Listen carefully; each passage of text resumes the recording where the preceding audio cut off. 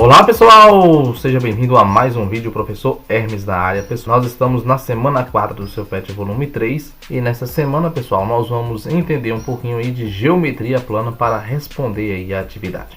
Mas antes de eu prosseguir, gostaria de pedir você para se inscrever neste canal, para deixar também aí, pessoal, um like e para fazer um comentário, tá certo? Então estou esperando a sua participação e eu conto aí com a sua parceria. Pessoal, nós vamos entender um pouquinho de introdução à geometria plana. Vamos lá. Originalmente, geometria foi o nome que os gregos deram à parte da matemática que estudava ou estuda, a medida, a metria da terra gel. Trata-se do ramo da matemática em que são estudadas as figuras e suas características. Pessoal, nós vamos ver aqui alguns pontos, os chamados entes fundamentais da geometria ou geométricos, tá bom? Então nós vamos ver aqui as noções primitivas, são aquelas aceitações sem definição. A primeira aceitação que nós temos, pessoal, é de ponto, certo? Ponto, ele é adimensional, ou seja, não tem tamanho, e é representado por letra maiúscula do nosso alfabeto. Então na matemática, toda vez que a gente tem um pontinho, a gente vai representar com a letra maiúscula. Esse ponto ele serve para localizar alguma coisa no espaço. Então esse ponto a gente pode utilizar ele para marcar aí um espaço. Tá? Reta, pessoal, reta ela é representada por letras minúsculas do nosso alfabeto, é infinita e ilimitada. Nós temos aqui uma retinha, então se a gente tem um tracinho, nós vamos falar que nós temos uma reta. Uma reta na matemática é representada pelas letras minúsculas, tá certo? Lembrando que uma reta contém infinitos pontos, ok? E nós temos também o que nós chamamos de plano. Plano é bidimensional, representado por letras minúsculas gregas, no caso alfa, beta e assim sucessivamente. É infinito e ilimitado. Então nós temos aqui, bidimensional, duas dimensões, comprimento e largura, que forma um plano, tá certo? Nós temos esse exemplo aqui, que está mostrando para nós o que é um plano. Beleza? Então nós temos aqui o exemplo de ponto, tá aqui. Nós temos aqui o exemplo de reta e temos aqui o exemplo de um plano. Postulados, vamos lá. Algumas coisas que nós devemos postular aqui. Postulados ou axiomas são informações feitas sem a necessidade de demonstração. Então postulado significa afirmações que a gente não precisa provar ou demonstrar. Exemplo: dois pontos distintos determinam a única reta, ou seja, como eu disse que uma reta contém infinitos pontos, dois pontos ligados vai formar uma única reta. Ok? Como assim, professor? Veja, em cima dessa reta existem vários pontinhos, mas dois pontos só pode passar uma retinha por eles, tá certo? Se passar um outro tracinho aqui que liga os dois pontos, vai ter uma reta coincidente, uma reta que vai passar uma por cima da outra.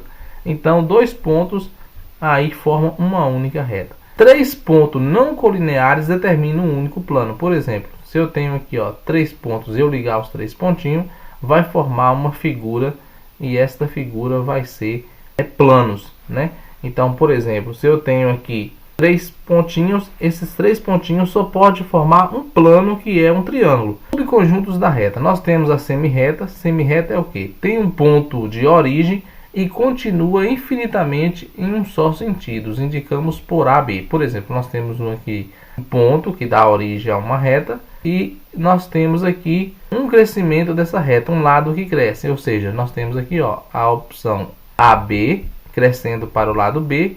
Nós temos o ponto início e não temos o ponto fim. Isso é uma semirreta. Já o segmento, tem um ponto de origem e um ponto simbolizando o fim. É uma parte limitada, indicamos por AB. Neste caso aqui, pode analisar que nós não temos aqui a setinha. Por quê? Porque tem início e tem fim. Isso é um segmento de reta. Segmento é um pedaço da reta. E também nós podemos definir os ângulos, pessoal. Duas semirretas de mesma origem, contidas em um mesmo plano, divide-se em duas regiões chamadas de ângulo. Vamos tomar como referência a região interna. Observe a imagem ao lado. Então, O O é o vértice do ângulo, as semirretas OA e OC são os lados do ângulo.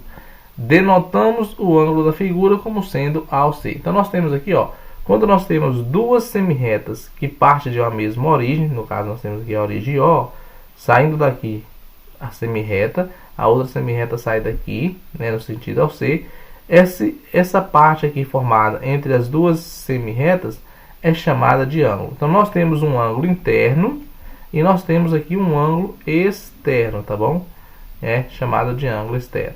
Só que na maioria dos casos a gente vai analisar mais o ângulo interno aqui, o ângulo formado entre as duas semirretas aqui. Lembrando que na escrita do ângulo, o vértice sempre vai estar no meio, né, com um acento circunflexo. Então nesse caso você pode representar como sendo AOC ou COA, que é a mesma coisa. Ok? Classificação dos ângulos. Nós vamos aprender também a classificar os ângulos. Ângulo nulo, pessoal, a sua medida tem 0 graus. Por exemplo, nós temos aqui, ó, uma retinha sobre a outra, não tem abertura nenhuma, é um ângulo de 0 grau.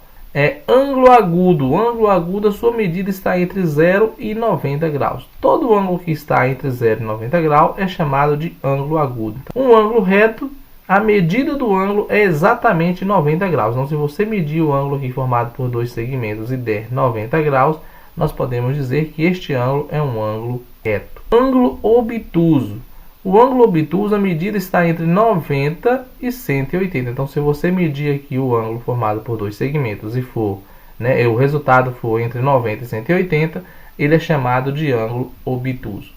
Ângulo raso, a medida é exatamente 180 graus. Então, se você medir aqui, ó, nós vamos perceber que vai dar 180. 180 graus, nós vamos classificar como ângulo raso. Ângulo côncavo, sua medida está entre 180 e 360. Geralmente, nós vamos medir essa parte externa aqui, ó, se pedir, por exemplo, um ângulo externo.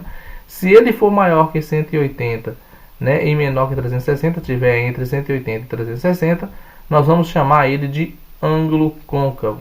E ângulo completo, sua medida é exatamente 360. Então, se a gente tem um ângulo aqui de 360 graus, nós vamos chamar de ângulo completo.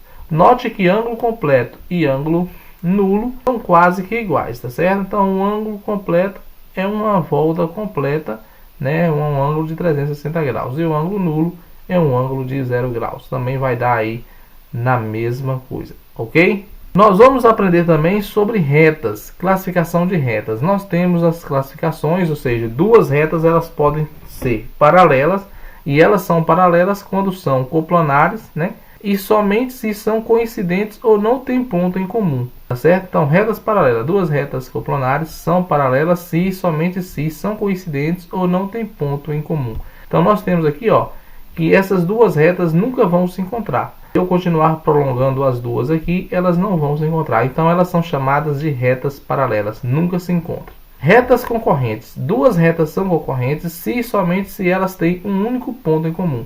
Então, se elas se cruzam, elas são concorrentes. Interessante que, quando ela é concorrente, ela pode ser perpendicular ou não perpendicular. Perpendicular é um caso particular de reta concorrente, é quando elas são perpendiculares, isto é, quando possuem um ponto em comum e formam um ângulo reto, ou seja, quando elas se cruzam e o ângulo formado é um ângulo de 90 graus. Aí, essas duas retas são chamadas de retas perpendiculares. Pessoal, chegamos aí a mais um final de vídeo aula. Espero que você tenha gostado dessas definições e eu acredito que com essas definições vocês são capazes de responder aí a atividade da semana 4. Então eu agradeço pela participação, se inscreva no canal, deixa aí um like e também faça um comentário. Até o próximo vídeo, fique com Deus, tchau.